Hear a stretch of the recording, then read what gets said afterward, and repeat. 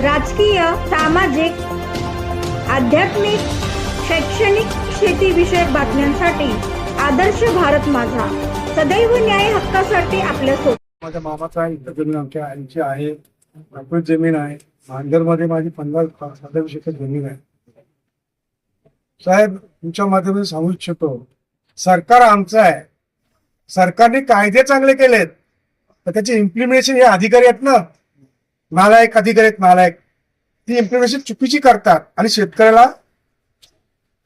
शेतकरी कसा खड्ड्यात जाईल याचा प्रयत्न करतात. मी तुमच्या माध्यमातून मुख्यमंत्र्यांना सांगतो, मुख्यमंत्री साहेब, तुमचा खूप गाजावाजा आहे. आम्ही बीजेपी वाले आहोत, सरकार आमचं आहे, केंद्र सरकार आमचं. शेतकऱ्याला अन्याय का? तुम्ही याच्यात लक्ष घाला. आणि ऍज पर आमचा विरोध नाही, तुम्हाला विकासाला विरोध नाही, आमचा विरोध आहे फक्त शेतकऱ्याला काय देणार त्याचं तुम्ही सांगा आम्हाला. आमची इच्छा एवढीच आहे, त्या केंद्र सरकारने जो कायदा पारित केलाय लाटचा, त्या लाट प्रमाणे जमिनी घ्या, त्याची व्हॅल्युएशन द्या. शेतकरी विशाल तुम्हाला जमीन देतील, स्वतः मोजून देतील. पण तुम्ही हे चुकीचे फायदे पाडता. तुमचे सरकारी अधिकारी, याच्यात मेन म्हणजे सरकारी अधिकारी चुकीचा फायदा पाडतो. मला वाटत नाही तुमच्यावर पोहोचला असेल किंवा काय, पण मी या माध्यमातून मुख्यमंत्र्यांना आवाहन करू इच्छितो, साहेब याच्यात लक्ष घाला आणि शेतकऱ्याच्या पोटात पाय येते ते थांबवा. नाही, तुम्ही मागणी पण केली होती ना अनेक वेळेला, म्हणजे सगळं साहेब की पत्रव्यवहार सगळा केलेला आहे तुम्ही.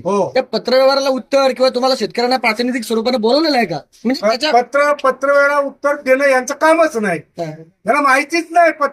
माझी स्वतःची मेट्रो 10 पत्र आहेत. आयुष्यात कुठलं पत्राचं उत्तर देत नाही. का मारा एकच गेलो कोर्टात किती वर्ष जा. आता मी स्वतः 8 वर्ष फेऱ्या मारतो, काही रिझल्ट नाही. माझ्या अहवालमध्ये असं लिहिलं त्याने तर शेतकऱ्यांनी 20% भूखंड घ्यायला असहमती दर्शवली. तुम्ही घेतलाच नाही असं त्यांचं म्हणणं. तुम्ही मला कधी दिलंच नाही. मागितलं 50 वेळा मागितलं, 50 पत्र लेखी दिलेत, सगळं दिलं, तोंडी जाऊन भेटलोय. त्यानंतर कोर्टात आता आमच्या हातात नाही, हायकोर्टात जा. हायकोर्ट गेले 8 वर्ष फेऱ्या मारतो, अद्याप रिझल्ट नाही. मी हायकोर्टात मारतो, मी एक सदन शेतकरी आहे म्हणून. गरीब शेतकरी काय करा आमचा. हायकोर्टात तुम्हाला हायकोर्टच्या वकिलांना 1 एप्रिलचा 1 ते 2 लाख रुपये लागतात. इथं आमच्या लोकांना 2 ते 3 हजार मौत आहे. सिडको काय करोडची संस्था आहे, त्यांच्याकडे सगळे यंत्रणा आहे. पैसा सिडको म्हणजे कोण हो? या अधिकारीच असतं त्याच्यात. एकदम माजलेत बोलत, माजलेत त्यातला प्रकार आहे. सरकार देतो ना, सरकारने कायदा काढला त्यामुळे घ्या ना बाबा हो, आमची कुठं आहे. पण ते कायदे फाट्यावर मारायचे नाही. यांना फुकटमध्ये 20% म्हणजे काय, 100% फुकट जमीन मिळतो. आणि ज्या लोकांनी दिली आता माझ्या तोंडात वाईट ही लेखा देण्यास, त्या मिटिंगला मी होतो. मी स्वतः विरोध केला पृथ्वी चव्हाणला. 20% काय मिळणार आम्हाला. आमचे काही अति त्या काळचे पुढारी नाही द्यायलाच पाहिजे. मला एकट्याला बाजूला पाठवा. गावच्या शेतकऱ्यांनी त्यांची किती जमीन म्हणजे त्यांना करायची. आता हे आजची जी मोजणी आहे ही कुंडेवाल मधली मोजणी आहे. कुंडेवाल मधल्या एक 22 ते 25 एकर जागेच्या संदर्भातली मोजणी आहे. कुंडेवाल मधली टोटल त्यांना 67 एकर जागा घ्यायची आहे. त्याच्या बाजूला मानघर मधली एक 75 एकर त्यांना जागा घ्यायची आहे. आणि अजून दापोलीमध्ये 60 एकर घ्यायचे आणि करंजाडेमध्ये एक 20-25 एकर जागा घ्यायची. ही सगळी जी जागा आहे, ही सगळी जागा त्यांना कंपल्सरी लँड एक्विजिशन करताना याच्यामध्ये जागेचा मालक हा या शहरीकरणामध्ये कसा भागीदार असेल हे महाराष्ट्र गव्हर्नमेंटला पहिल्यांदा सांगावं लागेल. म्हणजे आतापर्यंत नवी मुंबई वसवताना 1894च्या कायद्यानं जमीन घेऊन किंवा 22.5% मध्ये ज्या लोकांनी विलिंगली सिडकोला जमीन दान केली, त्या प्रकारचं शहरीकरण आणि त्या प्रकारचं ऍक्विजिशन आता शक्य नाही. आता सिडकोकडील जमीन जर सिडको 5 कोटी रुपये गुंठ्याने विकू शकते, 7.5 कोटी रुपये गुंठ्याने विकू शकते, तर शेतकऱ्यांच्या जमिनीला पण तशाच प्रकारचा योग्य तो भाव मिळणं हा आमचा हक्क आहे.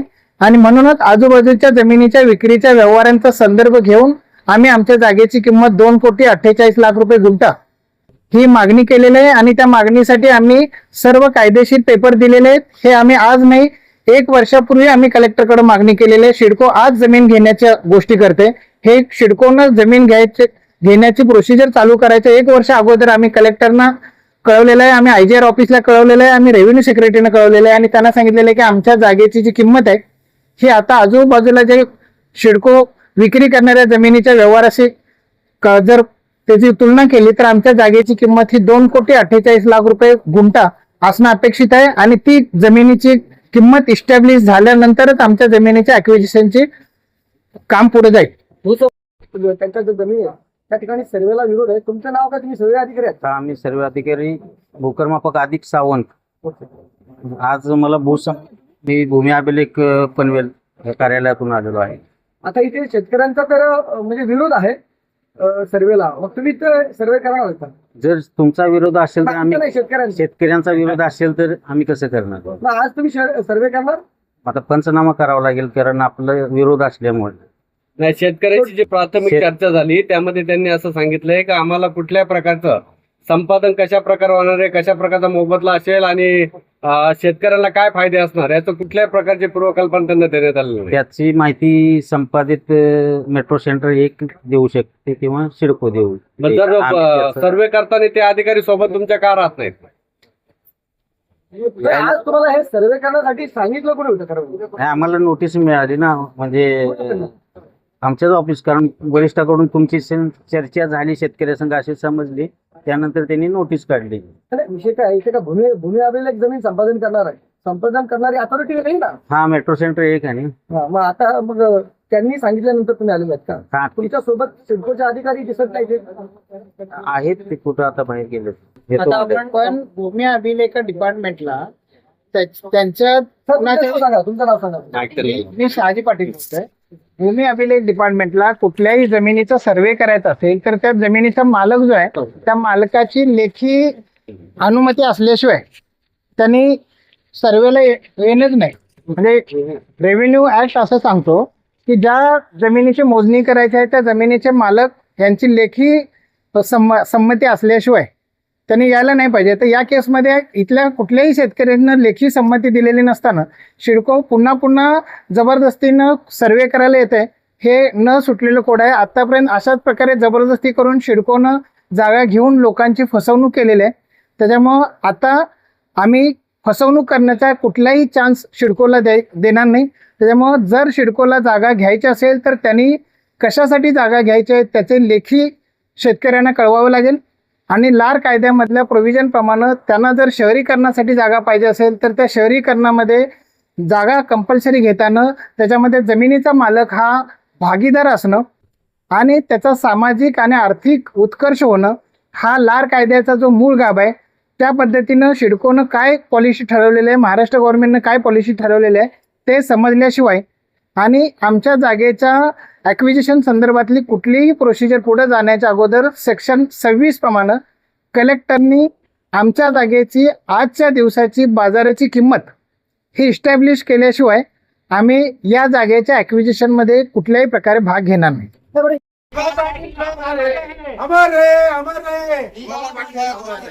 विमानतळाला दिवा पाटील साहेबांचं नाव लागलंच पाहिजे. विमानतळाला दिवा पाटील साहेबांचं नाव लागलंच.